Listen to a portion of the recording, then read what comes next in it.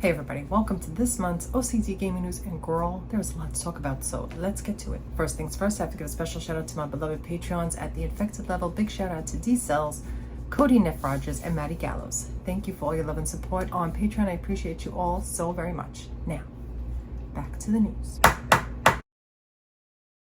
It's time for the Gamers Court.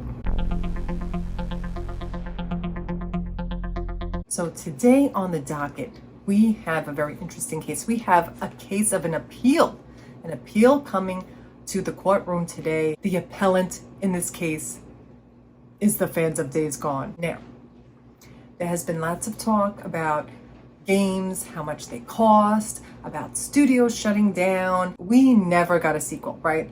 Not Ben Studios' fault. They wanted to make the sequel.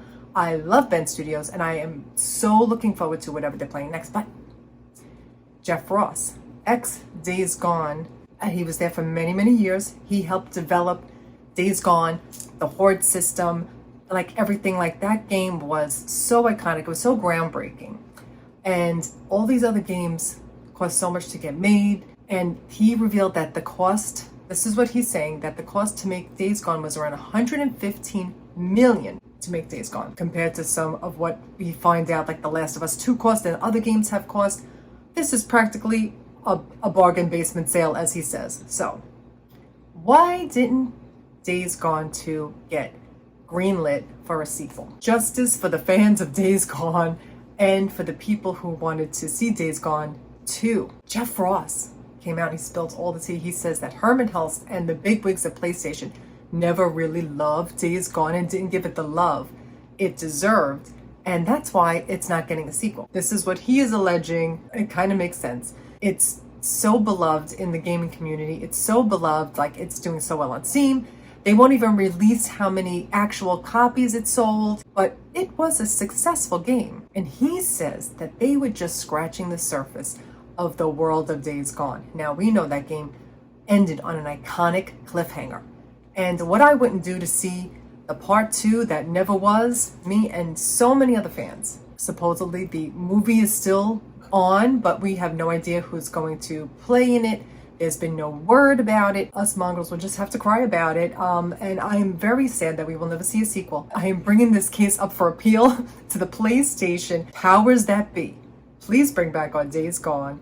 Please let's have a sequel. Will it ever happen? Probably not.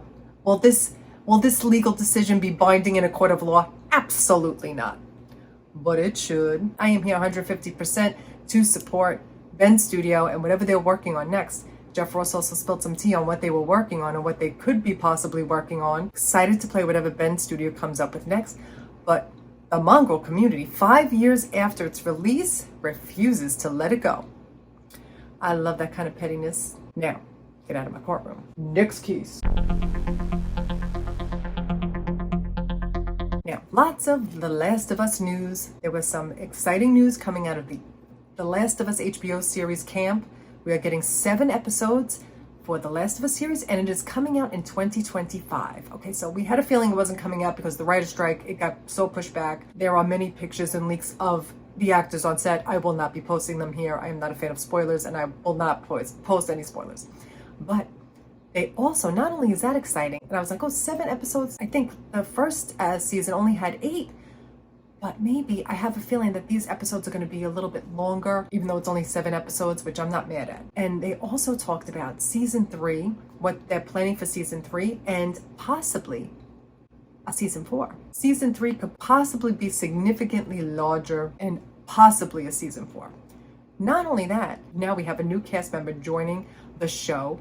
The iconic Jeffrey Wright, who played Isaac in the game, is actually playing Isaac in the series. And I cannot think of a better character to play. Now, his connection with HBO and with Hallie Gross, she was a writer on the HBO series Westworld. Now, Jeffrey Wright was an actor on Westworld. Hallie Gross is a writer for The Last of Us, Part 2. Hallie Gross also was a writer on the HBO series Westworld. So these are the two coming together. That's probably how we got there. And Dina's character, Shannon Woodward, also was a character on season 1 of Westworld. So this is the two worlds, HBO worlds colliding, coming together, which we love to see. So I'm so excited to see that he has joined the cast. So we know what's going to happen when we see Isaac and Abby and the rest of the crew. We know what's going to happen. And I'm not ready. But it's coming in 2025, and I'm so hyped for the show. I will be there reacting to every episode every week. The countdown will begin. I'm so excited. Now, I know that Summer Game Fest happened last week, right? And I haven't even had a chance to really dive deep into it. I saw a couple of the announcements, and one of them that really caught my eye was Life is Strange Double Exposure, starring Max Caulfield from the original, the iconic Life is Strange game, and she is back in a sequel, and there is so much going on. I haven't even seen the trailer for it. I have not seen the 17 or something 18 minutes of gameplay that they dropped the other day. I have been so busy, I have not had a chance to even do my reaction. So those reactions are coming for that after this video, because I have got to sit down and react to that, because I'm such a fan. Like, who's not a fan of the original Life is Strange? So here's some tea of background on what's going to be happening. They said they're going to respect the endings for 1 and 2. You get to pick the canon of the character, of whether you save Arcadia Bay or you don't. Lots of other things that I'm going to put up on screen here. So I'm very excited for that. I can't wait. It's coming October 29th, 2024, just in a few months, 5 months. I'm so excited. I will be playing that on the channel. Maybe I'll do alternate playthrough as well, because I love that game so much. Like, who doesn't love the original Life is Strange? We love it. We love to see it. So I'm very happy to be back in the world of Arcadia Bay, Life is Strange. I don't know if Max is going to be living somewhere else. I don't know all the tea. Like I said, haven't seen it, but stay tuned for my reactions coming up on the channel. Now the band is back together. Our good old pals from Death Stranding 2 are together again.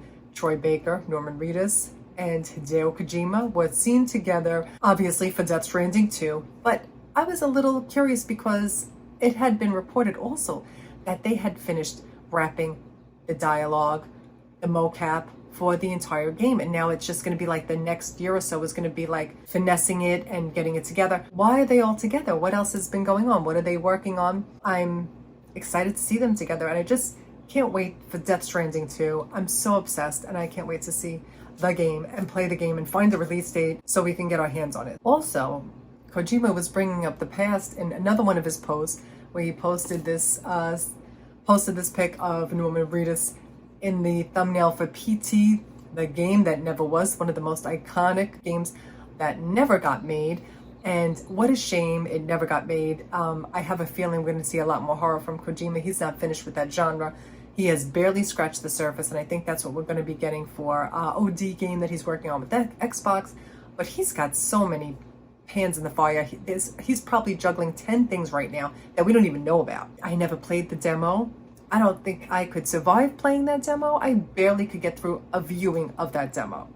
Terrified. The terror was so real. And also, Kojima was meeting with Herman Hulst. We know they are on very good terms. They are very friendly. When Herman Hulst was still the head of Guerrilla Games back in 2016, when I was at PlayStation Experience, and they had a conference together showing how they shared the Decima engine with Kojima when he left Konami back in the day, so he could start working on Death Stranding. This was before that was even revealed, when he just left Konami, and he branched out on his own. So they have a very tight relationship, and he went to go visit him. Was it for business? Was it just to go visit an old friend? Who knows? I'm sure he's got more tricks up his sleeve that we don't even know about yet. One other game from Summer Games Fest that I was really hoping we would see any kind of information on, you know I've been saying it for months, South of Midnight. I have never forgotten about that game. It made such an impression on me. Hazel, the main character, gorgeous, stunning, beautiful. The game looks so interesting, and they also dropped a trailer, a gameplay trailer for South of Midnight. Now, I haven't watched it yet. Like I said, I've been so far behind. I'm recording this on the 14th. Oh, happy Last of Us Day. This is the release date for the original Last of Us. So I have been waiting to hear any kind of news on South of Midnight. I said I'm going to do a reaction video for that as well. But all I know is that I just saw that they dropped a trailer, a gameplay trailer. Haven't watched it. I'll be getting into it, but I believe it comes out in 2025. It looks gorgeous. I'm obsessed with it already, and I'm already in Take My Money Please. I'm already playing it in my mind. So congratulations to Compulsion Games reaction video coming up soon. Now, you know I'm a Ghost of Tsushima fan. I love the game. I was obsessed with it. Now, allegedly, supposedly, who knows if they're going to make a Ghost of Tsushima 2? They probably are.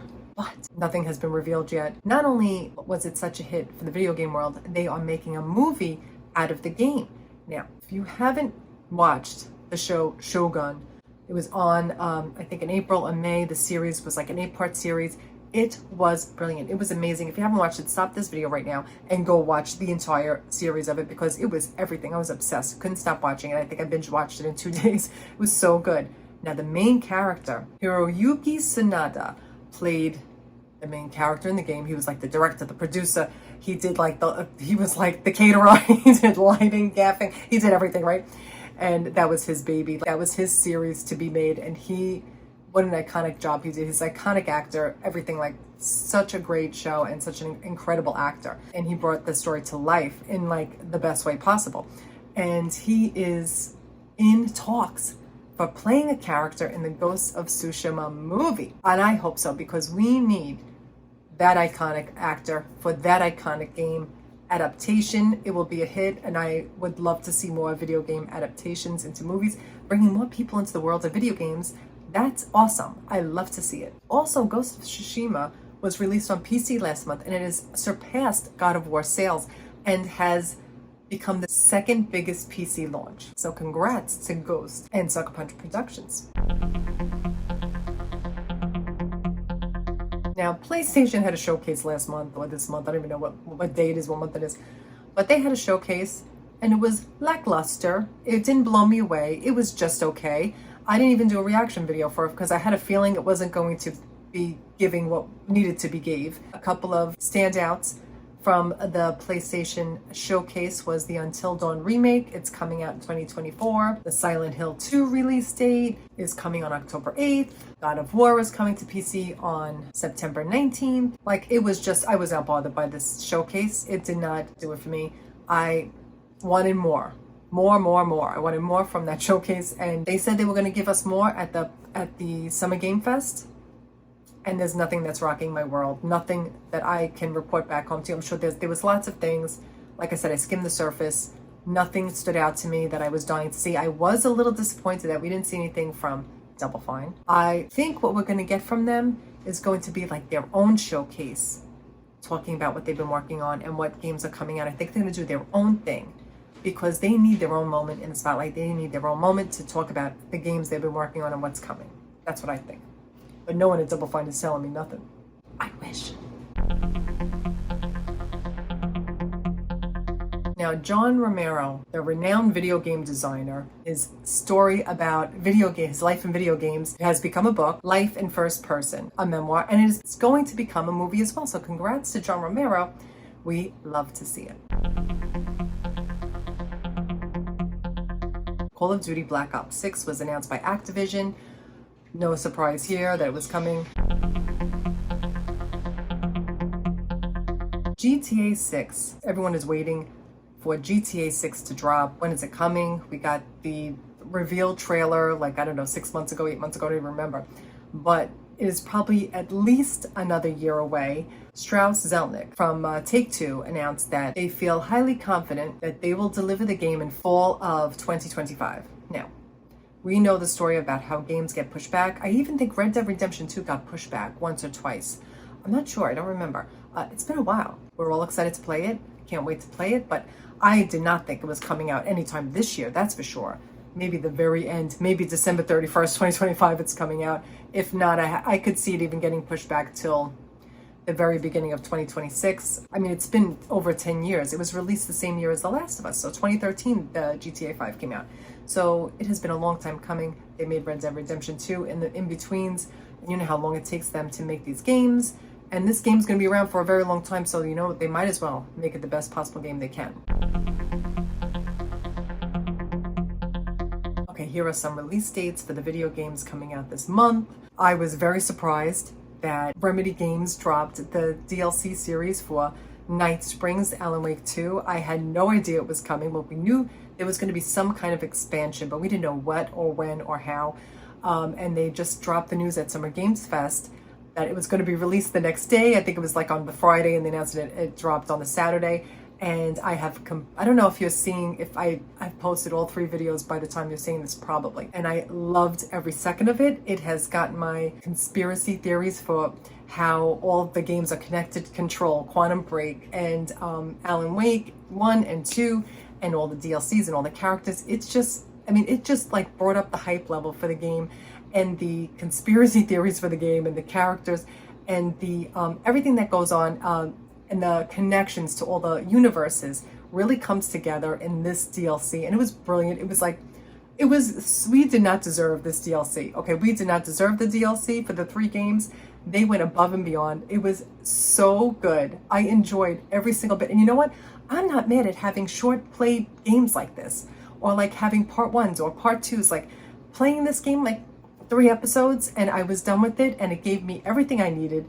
And I loved it so much. Like, we can do with shorter games, like, so we can get games out a little faster. I'm not mad at shorter games, a little less AAA looking and feeling, but the story is there. The story is there, the entertainment is there, the beauty is there of the character and the worlds, and I just live for it.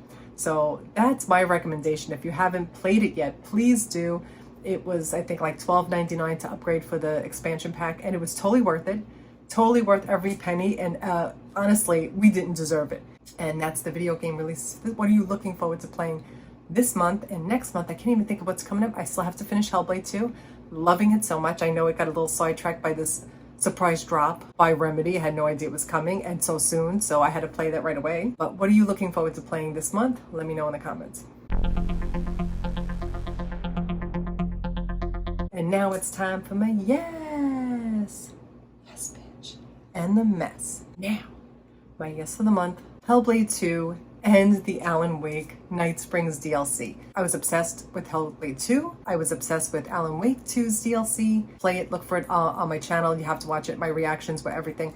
I could not believe how much they gave us in that little snack pack of video games. It was everything. And Hellblade 2 is so gorgeous. I'm getting back to playing it now that I'm finished with the Alan Wake DLC. Since it was so short, that's the only reason why I put it in front of Hellblade 2, because it was such a short story.